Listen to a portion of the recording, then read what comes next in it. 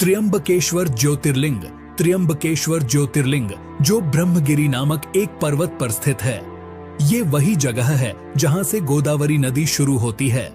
इस ज्योतिर्लिंगों की सबसे बड़ी खासियत है यहाँ पर मौजूद 3 छोटे छोटे लिंग, जिन्हें ब्रह्मा, विष्णु और शिवजी का प्रतीक माना जाता है।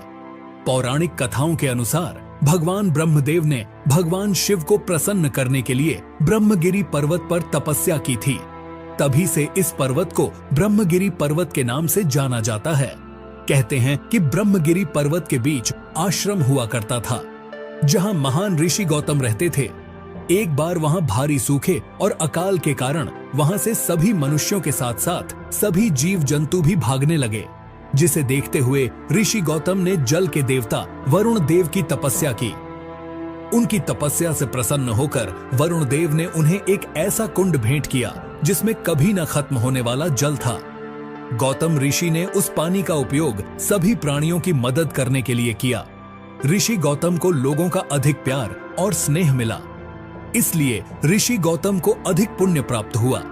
लेकिन जल्द ही आश्रम के दूसरे ऋषियों को इस बात से जलन होने लगी और उन्होंने गौतम ऋषि को नीचा दिखाने के लिए भगवान गणेश की तपस्या की। जैसे ही भगवान गणेश जी प्रकट हुए तो सभी ऋषियों ने उनसे गौतम ऋषि को नीचा दिखाने का आग्रह किया। इस पर गणेश जी ने उन्हें समझाने की कोशिश की, परंतु जब सारे ऋषि नहीं माने तो गणेश जी ने मजबूरन एक कमजोर गाय का रूप धारण किया और ऋषि के आश्रम में पहुंचे। गाय की ऐसी हालत देखकर ऋषि गौतम ने गाय को कुछ चारा प्रदान किया, लेकिन जैसे ही गाय ने चारे को खाया तुरंत उसकी मृत्यु हो गई। जिसके बाद सभी ऋषि वहां आ पहुंचे और उन्होंने गोहत्या का पाप ऋषि गौतम पर लगा दिया। गौतम ऋषि ने गोहत्या के पाप को दूर करने के लिए भगवान शिव को प्रसन्न करने के लिए इसी पहाड़ी पर तपस्या की थी। भगवान शिव प्रसन्न हुए और गौतम ऋषि से पूछा कि वे क्या चाहते हैं। गौतम ऋषि गाय के हत्या के पाप को दूर करने के लिए माता गंगा के जल में स्नान करना चाहते थे। भगवान शिव ने गौतम ऋषि की इच्छा स्वीकार कर ली और गंगा माता का जल ब्रह्मगिरी पर्वत पर भेज दिया।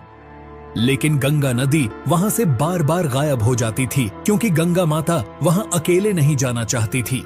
इसलिए गंगा माता ने आगे भगवान शिव से त्र्यंबकेश्वर में उनके साथ रहने के लिए प्रार्थना की और भगवान शिव ने गंगा माता के अनुरोध को स्वीकार कर लिया और ज्योतिर्लिंग त्र्यंबकेश्वर के रूप में भूमि से उत्पन्न हुए, जिसे आज त्र्यंबकेश्वर ज्योतिर्लिंग के रूप में जाना जाता है।